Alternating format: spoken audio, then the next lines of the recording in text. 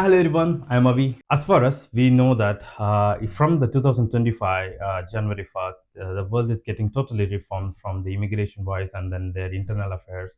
And of course, there are a lot of changes in the immigration laws, especially in this year.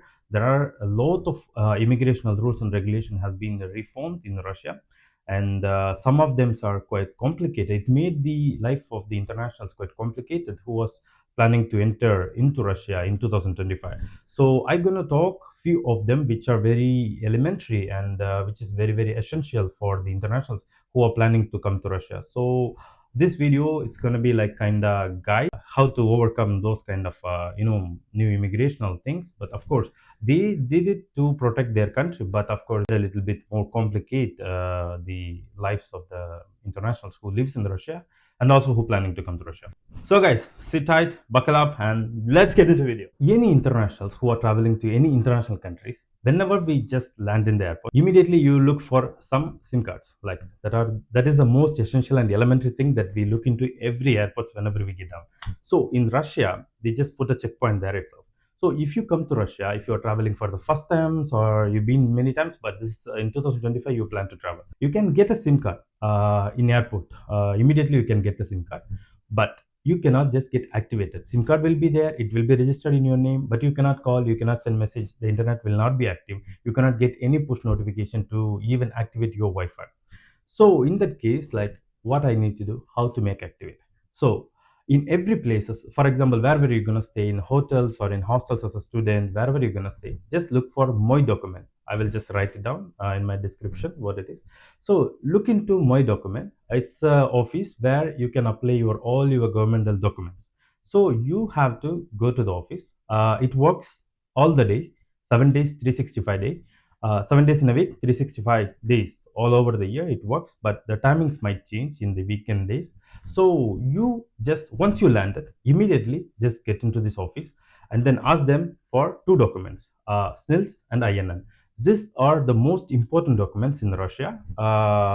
Whatever you do in Russia, like for example, you are a student, you want to work, you want to buy the properties, you want to travel, irrespective to any jobs or education or whatever you're going to do it in Russia, these two documents play a vital role in everything. What is SNILS? SNILS is a pension fund, like whatever insurance you're going to take it in Russia, it going to comes under this SNILS number. And what is INN? So in India we say PAN card, it's same thing like that, it's like a tax ID card. How many bank accounts you have and how much tax you're paying, everything comes under this INN number. So these two documents are most important and it's very essential in Russia. If you're gonna live more than a week or two, you must need to hold these documents with you. In this 2025, before it was not like that. In 2025, you must have it. To apply this, you need to hold a passport translation document. So you just landed.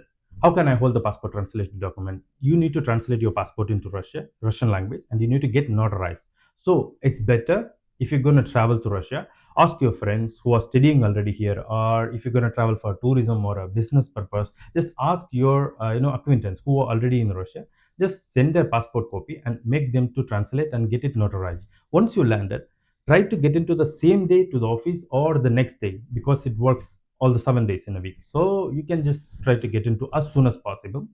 Why I'm pushing you, it's because these documents, to prepare these documents, it will take minimum 12 to 14 days, INN and SNILS. So in that case, like you need to be without internet, without calls, without SIM card for 2 days.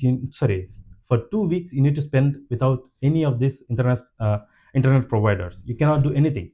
Even in public places, you cannot connect the Wi-Fi. In airport or in the train, in the metro, wherever you go, you cannot connect the Wi-Fi because it need to get the push notification to verify the OTP. So if your phone number SIM card is not activated, you cannot even get that. So even if you land in the airport, you cannot connect the Wi-Fi which is available in the airport. It's free Wi-Fi, but still you cannot connect it in Russia because you cannot get the OTP. So this is a scenario in Russia right now. So these two documents you just get apply, get it done as soon as possible once you landed in Russia. Once you get this document, after 12 to 14 days, just go there. They will give you some papers, confirmation papers, that which you applied it. When you apply, they will give you this document. Just go with this document with the passport translated, translation copy of the passport. Take along with that, and then go say, I just applied it, and then you said it will get today, no, because they will write it down on which date you will get it, this document. So go on that day, get those documents, and then ask there itself. They will help you to get into Gosuslugi. This is another governmental portal, which is like a very standard portal for Russian government. Gosuslugi, it means governmental service. So it's a governmental portal. You have to upload all your SNILs, INN, and then your phone number to get active, and then you will recharge and you can talk, you can do whatever you want. This is how it made it, this is how they made it more complex. Before, you just go show your passport, get the SIM card, it will get immediately activate, and you can just call internet and everything you can do. But now, this year it happened. And of course they're trying to protect the country, because you know that in last year there was an issue in Carcass City Hall. There are a lot of immigrants who came and then just open shootout, and then they just burned it out the entire Carcass City Hall. So this year they just wanna filter it from the immigration itself. They want to filter it. Anyone who travels into Russia, they cannot even just simply get the SIM card. They need to go through all the process, provide all their necessary documents to just get to know who this person and the SIM card is with whom. And also you have to attach the IMI number. Of course, when you're going to activate it, they're going to take your IMI number of your phone. So how many SIM cards you're going to change, wherever you're going to go, they can track you immediately. So this is what their plan, and this is what the motto of implementing this law. Second most important thing is for us students who are traveling to Russia for the first time. There is a thing called visa extension, because any students who are going to travel to Russia in any field of engineering or MBBS or masters or PhD, they're going to get only 3 months visa initially. And then after extending, once you landed in Russia, you have to go to your university, provide the basic documents, and then you ask them for the visa extension till the year, or till how long your educational the course period is, that they will extend it. For that extension, before I came here on 2017, so when I was here, I don't have to provide a lot of documents, which I'm going to say right now. Before, we provided only the passport copy. Of course, we had a passport. Just take a Xerox copy and then give it to them. And we have this visa. Of course, it attached in the passport, that also be given. And registration. Registration is nothing but the place where you're going to live. You have to get the documents from that. Like I live here, and I have to provide that. With that, they will just do the extensions. But now, in 2025, you have to provide your biometrics. There is a special place for that, like it's kind of police station. You have to go there, provide your fingerprints, documents, and all the stuff. Before providing this, you have to take a medical test. Anyone who travel to Russia must have this medical test done before submitting this fingerprint. So I will attach all the address where you have to go and everything, especially in Moscow, because I live in Moscow. I know where it is located, but in other place of Russia, I don't have idea. Just Google it up or ask to nearby my document, which I mentioned. They will explain you where to go and how to do it. So in Moscow, I will attach the address, how where to go and how to do that. So first you have to go and do the medical test.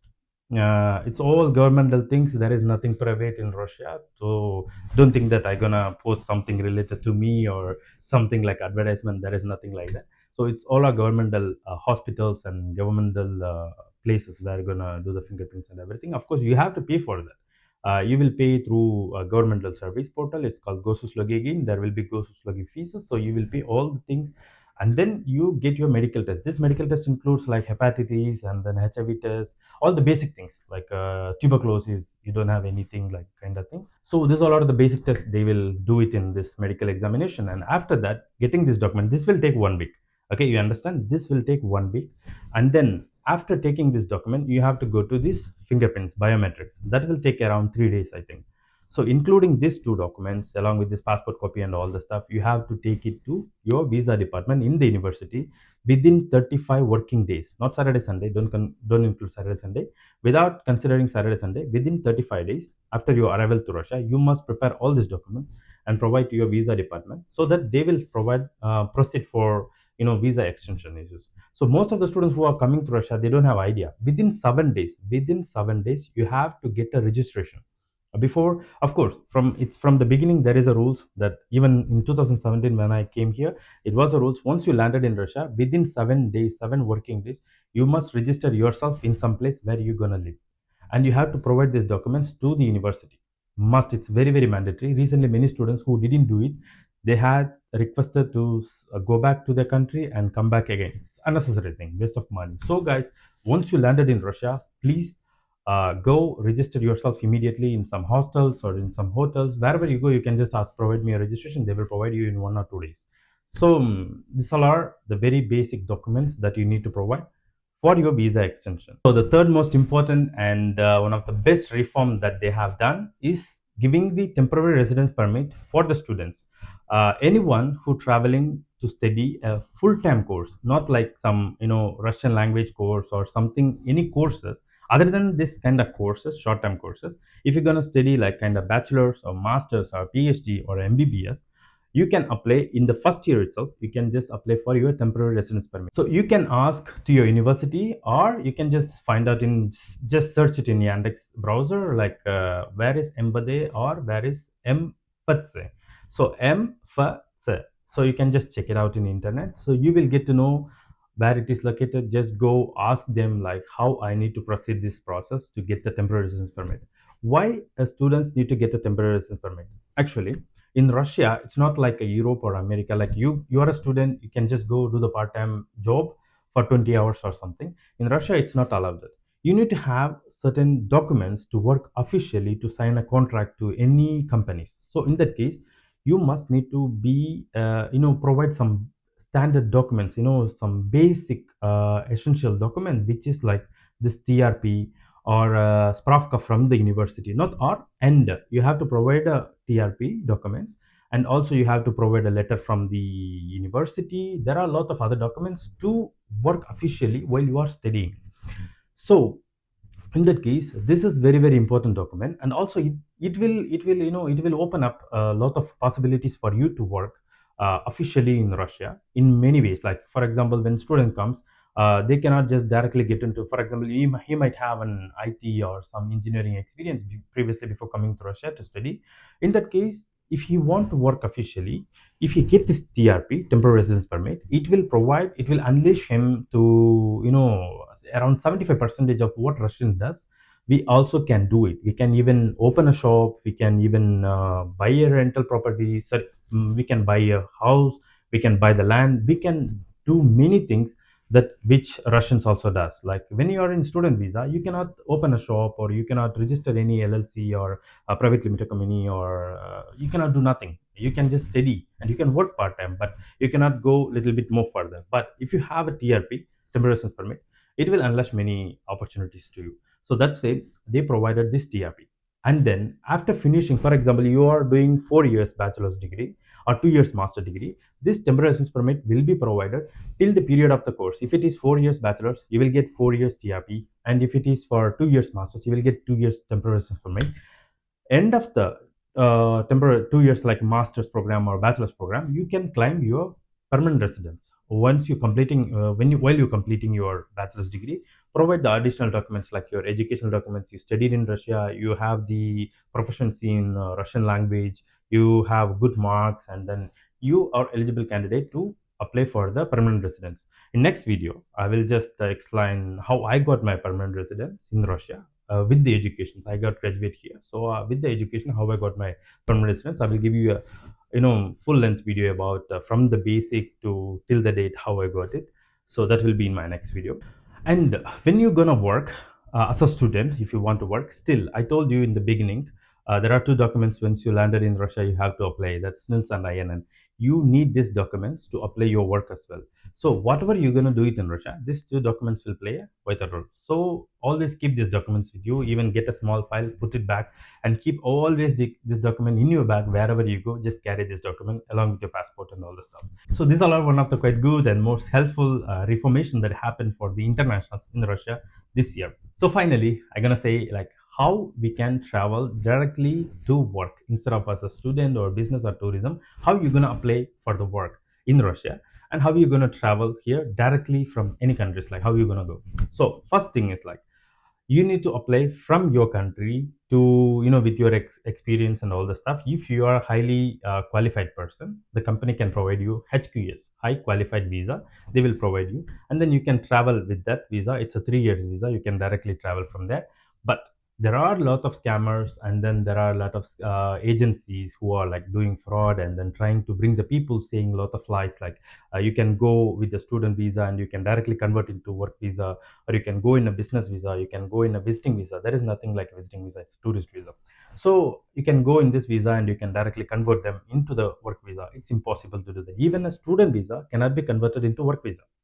Even a student, you are graduated and you got your work, you have to go back to your country, get that invitation from the company, go back to your country, and then change the visa to work, and then come back to the Russia. So this is how the entire system works. So guys, be aware about these scammers, and then don't come into this country to work in a business or tourist visa. Just apply a work visa or come and study here, get your temporary residence permit. With the temporary residence permit, you can officially work. So these all are the new reformations that happened in 2025. So I hope this video is really helpful to you. If you like this video, please leave a thumbs up, and then to get to know more update about Russia and its rules and regulations, don't forget to subscribe my channel. So guys, I will see you again on my next video. Until then, see you, bye bye from Avi.